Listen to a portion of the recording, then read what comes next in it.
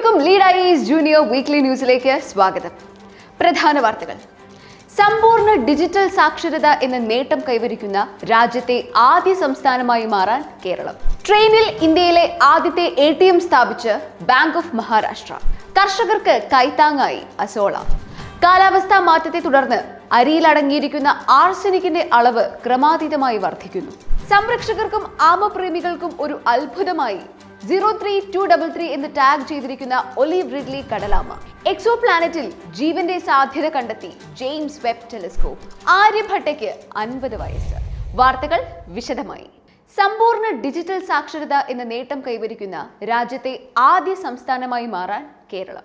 60 വയസ്സിന് മുകളിലുള്ളവരും ഈ പദ്ധതിയിൽ ഉൾപ്പെടുന്നു എന്നുള്ളതാണ് ഇതിന്റെ പ്രത്യേകത.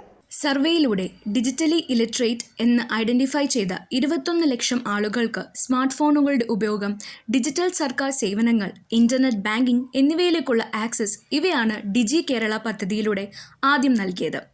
മൊബൈൽ ഫോൺ ഉപയോഗിച്ച് എല്ലാ സേവനങ്ങളും സ്വന്തമായി നേടാൻ ജനങ്ങളെ പ്രാപ്തരാക്കുക, സൈബർ തട്ടിപ്പുകളിൽ ഇരയാകുന്നത് തടയുക തുടങ്ങിയവയാണ് ഇതിന്റെ പ്രധാന ലക്ഷ്യം. ഇന്ത്യയിലെ ആദ്യ സമ്പൂർണ്ണ ഡിജിറ്റൽ സാക്ഷര ഗ്രാമപഞ്ചായത്തായി തിരുവനന്തപുരം ജില്ലയിലെ പുല്ലൻപാറയെ നേരത്തെ തന്നെ തിരഞ്ഞെടുത്തിട്ടുണ്ട്. ആ മാതൃകയാണ് കേരളമാകെ നടപ്പാക്കിയത്.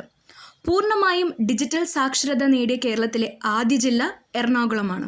ഇന്ത്യയിൽ ഇനി ഓടിക്കൊണ്ടിരിക്കുന്ന ട്രെയിനിൽ നിന്നും വേണമെങ്കിൽ ATMിലൂടെ പണം പിൻവലിക്കാം. ട്രെയിനിൽ ഇന്ത്യയിലെ ആദ്യത്തെ ATM സ്ഥാപിച്ച് ബാങ്ക് ഓഫ് മഹാരാഷ്ട്ര.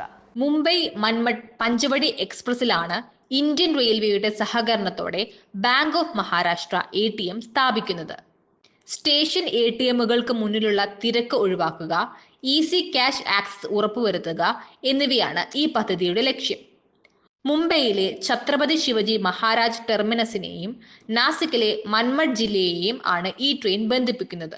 എന്നാൽ പരീക്ഷണം വിജയകരമാണെന്ന് തെളിഞ്ഞാൽ അത് രാജ്യത്തെ മറ്റു ട്രെയിനുകളിലേക്ക് വ്യാപിപ്പിക്കുമെന്ന് ഇന്ത്യൻ റെയിൽവേ അറിയിച്ചു. കർഷകർക്ക് കൈത്താങ്ങായി അസോള.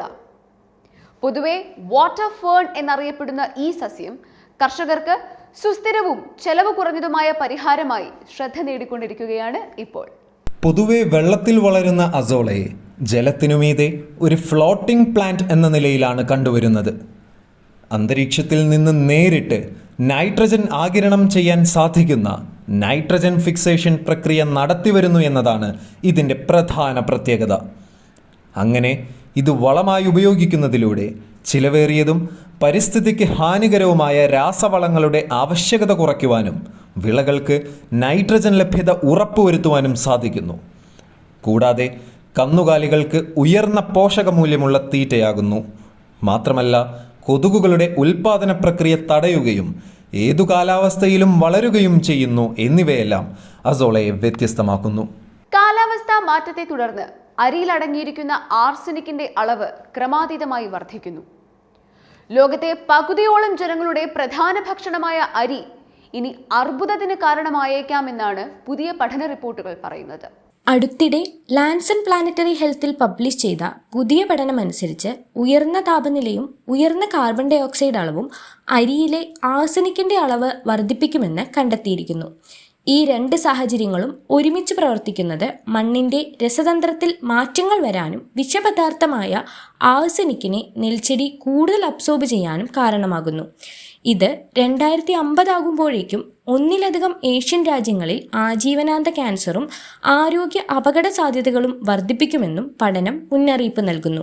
സംരക്ഷകർക്കും ആമപ്രേമികൾക്കും ഒരു അത്ഭുതമായി 03233 എന്ന് ടാഗ് ചെയ്തിരിക്കുന്ന ഒലീവ് റിഡ്ലി കടലാമ.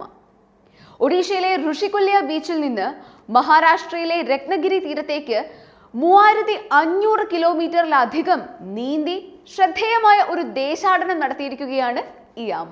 ഫീഡിങ്ങിനും നെസ്റ്റിങ്ങിനുമായി പൊതുവെ സമുദ്രത്തിലൂടെ ആയിരക്കണക്കിന് കിലോമീറ്ററുകൾ സഞ്ചരിക്കുന്ന ആമകളാണ് ഒലീവ് റിഡ്ലി സീ ടേർട്ടിൽസ്. ഒഡീഷയുടെ തീരങ്ങളിൽ അരിബാഡാസ് എന്നറിയപ്പെടുന്ന ഇവയുടെ കൂട്ടമായുള്ള കൂടുകെട്ടൽ ഏറെ പ്രശസ്തമാണ്. സൂളജിക്കൽ സർവേ ഓഫ് ഇന്ത്യ ട്രാക്ക് ചെയ്ത ഈ ആമയുടെ യാത്ര സൂചിപ്പിക്കുന്നത് ഇന്ത്യയുടെ പടിഞ്ഞാറൻ തീരങ്ങളിൽ ഇവയുടെ കൂടുകെട്ടാനുള്ള സാധ്യതയാണ്. സമുദ്ര താപനിലയിലെ വർധനവ്, ഭക്ഷ്യസ്രോതസ്സുകളുടെ ക്ഷയം എന്നിവ കാരണം ഈ ആമകൾ ഇവയുടെ ദേശാടന പാതയിൽ മാറ്റം വരുത്തുകയാണ്. കാലാവസ്ഥാ വ്യതിയാനം സമുദ്ര ആവാസ വ്യവസ്ഥയെ ഏറെ സ്വാധീനിക്കുന്നു എന്നതിൻ്റെ നല്ലൊരു അടയാളമായാണ് ലോകം ഈ സംഭവത്തെ കാണുന്നത്. എക്സോ പ്ലാനറ്റിൽ ജീവന്റെ സാധ്യത കണ്ടെത്തി ജെയിംസ് വെബ് ടെലിസ്കോപ്പ്. 120 പ്രകാശവർഷം അകലെ സോളാർ സിസ്റ്റത്തിന് പുറത്ത് സ്ഥിതി ചെയ്യുന്ന K2-18b എന്ന പ്ലാനറ്റിലാണ് നാസയുടെ ഈ കണ്ടെത്തൽ.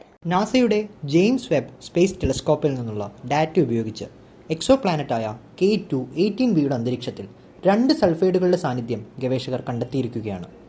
ഡൈമീഥിയൽ സൾഫൈഡ്, ഡൈമീഥിയൽ ഡൈസൾഫൈഡ് എന്നിവയാണ് ഈ കെമിക്കൽസ്. ഭൂമിയിൽ ഈ കെമിക്കലുകളെ പൊതുവെ ഉൽപ്പാദിപ്പിക്കുന്നത് ബയോളജിക്കൽ ആക്ടിവിറ്റിയുടെ ഫലമായി സൂക്ഷ്മജീവികളാണ്. അതിനാൽ ജീവന്റെ സാധ്യതയ്ക്കുള്ള ഏറ്റവും ശക്തമായ തെളിവായി ഇതിനെ ശാസ്ത്രലോകം കണക്കാക്കുന്നു. കേംബ്രിഡ്ജ് സർവകലാശാലയാണ് ഈ ഗവേഷണത്തിന് നേതൃത്വം നൽകുന്നത്. ആര്യഭട്ടയ്ക്ക് 50 വയസ്സ്. ഇന്ത്യയുടെ ആദ്യ കൃത്രിമോപഗ്രഹമായ ആര്യഭട്ട വിക്ഷേപിച്ചതിന്റെ 50ാം വർഷത്തിലേക്ക് എത്തിയിരിക്കുകയാണ് ഇന്ത്യ. ഇന്ത്യയുടെ ആദ്യ സാറ്റലൈറ്റ്, പൂർണ്ണമായും ഇന്ത്യയിൽ ഡിസൈൻ ചെയ്ത സാറ്റലൈറ്റ്, മറ്റൊരു രാജ്യത്ത് നിന്ന് ലോഞ്ച് ചെയ്യുന്ന ഇന്ത്യയുടെ ആദ്യ സാറ്റലൈറ്റ് എന്നിങ്ങനെ അനവധി വിശേഷണങ്ങൾ ആര്യഭട്ടയ്ക്കുണ്ട്. 1975 ഏപ്രിൽ 19 അന്നത്തെ സോവിയറ്റ് യൂണിയന്റെ കപ്പോസ്റ്റിനിയാർ എന്ന മിലിറ്ററി ട്രെയിനിങ് ഏരിയയിൽ നിന്നാണ് ആര്യഭട്ട വിക്ഷേപിക്കുന്നത്. ഏൻഷ്യന്റ് ഇന്ത്യൻ മാത്തമാറ്റീഷ്യനും ആസ്ട്രോണമറുമായ ആര്യഭട്ടയുടെ പേരാണ് ഈ ഉപഗ്രഹത്തിന് നൽകിയത്. ഏകദേശം 360 കിലോഗ്രാം ഭാരമുള്ള ഈ സാറ്റലൈറ്റിനെ ഭൂമിയുടെ അപ്പർ അറ്റ്മോസ്ഫിയർ സ്റ്റഡീസിനാണ് ഇന്ത്യ ഉപയോഗിച്ചത്. ബഹിരാകാശ രംഗത്തെ ഇൻഡോ സോവിയറ്റ് കോർപ്പറേഷന്റെ മികച്ച ഉദാഹരണം കൂടിയായിരുന്നു ഈ പദ്ധതി. ഇതോടെ ഈ ആഴ്ചയിലെ വീക്ക്ലി ന്യൂസ് അവസാനിക്കുന്നു. നന്ദി, നമസ്കാരം.